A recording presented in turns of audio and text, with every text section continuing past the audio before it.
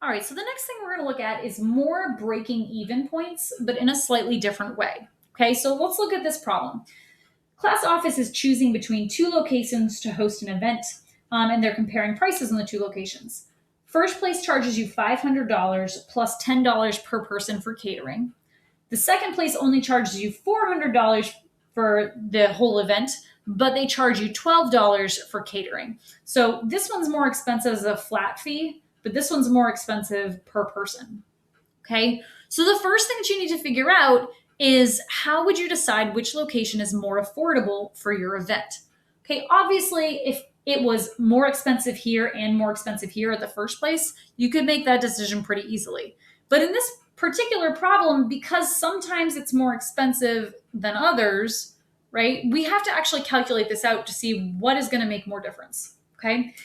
So these kind of problems are super real world applicable. Okay, this is the type of math that I actually use in my everyday life. Okay, like I don't use trigonometry in my everyday life, but this stuff I do. Okay, like cell phone plans. There are a lot of places that you can get a cell phone plan where they'll charge you like a flat fee per month plus a certain amount for each gig of data that you use. So whenever I go like looking for a cell phone plan to like look around and see if I'm getting the best deal, these are the kind of situations that I look at and I say, okay, well, how many gigs of data would it be the same? Am I going to actually like which one's going to be cheaper for me? Okay, so that's where this stuff is actually really, really applicable. And this is like a legit situation where you are, if you're working somewhere and you're doing a company event, you would want to actually be able to figure this out.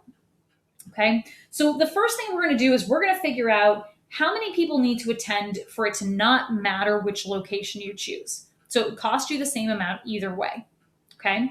So the first thing, I'm going to define my variable. X equals the number of people who are attending. Right? And then I'm going to write two equations, but they're not going to be a cost and a revenue equation. So I want to use, if at all possible, instead of C and R for cost and revenue, I want to use letters that would make sense for the two things that we're comparing here. Okay, so we're using two different locations. There's a first location and a second location. So I'm going to use F and S. So my first function is going to be F of X, and my second one I'm going to make S of X, first and second. Okay. So for the first company, you have to pay $500 plus $10 per person. So my equation is going to be $500 plus $10 per person who attends. Okay, my second location, they charge $400 plus $12 per person. Okay, so there's my equations that represent this situation. So now what I'm going to do is I'm going to say, okay, for what number of people will the cost for both companies be the same? So I'm going to set up my system of equations, right? Setting them equal to each other. And I'm just going to solve this. So I'm going to subtract the 10x from both sides. So that'll cancel. Okay, and then I'm going to subtract 400 from both sides. And then divide by 2, so x is 50. Okay, so what does this tell me? So what this tells me is that if 50 people attend this event, then it doesn't matter which company you go with, you're going to have to pay the same amount anyway. Okay, so if 50 people attend,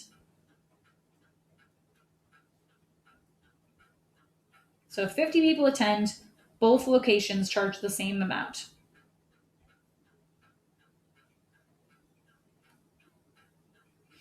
Okay, and if we wanted to know how much that amount was, I could figure that out by plugging this number back in, right? So if we look at this company for 50 people, they charge you $500 plus $10 for each of those 50 people, $1,000.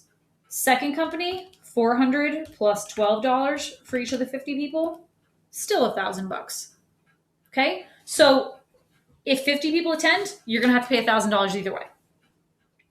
So then my question becomes, okay, well, what if I don't have exactly 50 people attending? Then how do I decide which one's cheaper and which one's more expensive? Okay, so when are you better off with the first location? When are you better off with the second location? Okay, so this 50 is going to be the split point, okay, where If you have less than 50 people, one company will be more expensive. If you have more than 50 people, the other company will be more expensive. Okay, so this is the split point, and on either side, one company will be more expensive. Okay, so we just have to figure out which side is which. Okay, so what I kind of do is I say, all right, as an extreme example, imagine if nobody came, right? So we planned this event and nobody showed up. Okay, what I would do is I'd take a look at this and I'd say, okay, let me plug 0 people in. Okay, so I'm going to test when x equals 0. So if x equals 0, then from my first company, it would be $500 plus 10 times 0. So that's 500 bucks. Okay. If I used my second company, right, it would be $400 plus 12 times 0. Well, that's 400 bucks. So if nobody attends, if you went with the first company, you'd have to pay $500. If you went with the second company, you'd have to pay $400, right? So which one's a better option? Obviously the second company. Okay, now this obviously you would hopefully not have this happen, but what this little bit of math here tells me is that I'm better off with the second location when fewer than 50 people attend. Okay, so fewer than 50 people, you're better off with location 2. Exactly 50 people, you're better off with location with either. I mean, it doesn't make a difference. They're the same. Okay, and if you have more than 50 people attending, then you're going to be better off with the first location. Okay, so when more than 50 people attend, that's when you're going to be better off with the first location. Okay, and how do we check that? Well, let's pick a number that's more than 50, like, I don't know, 100. Okay, well, if I calculated this with 100, okay, and I guess let me actually write this down. I have to choose the right color. It's a tricky decision. You go with this one. Okay, so I'm going to test x equals 100, right? Just some number that's more than my break-even point. So for the first company, when I plug in 100, it would be $500 plus 10 times 100. Okay, so $500 plus 10 times 100, that's $1,500. Okay, and for the second company for 100 people, it would be $400 plus 12 times 100. Right, and if I threw that in my calculator, $400 plus 12 times 100, missed the 1, there we go, $1,600. Okay, so in this instance, you can see how it flipped, right? When we tried 0 people, it was cheaper to go with the second company. With 100 people, it's cheaper to go with the first company. Okay, so all I did was I tested a number on either side of the break-even point, and that kind of gives you the split of which one's more expensive and which one's cheaper when. Okay, because when you have only a few number of people on here, the fact that you're only paying $400 for your flat fee kind of is the big factor. But when you have a lot of people, this becomes less of a factor, and the fact that there's more expensive per person is going to come more into play. Okay. So that's kind of what you're looking for with these types of problems, is we're trying to evaluate, well, what's the break-even point?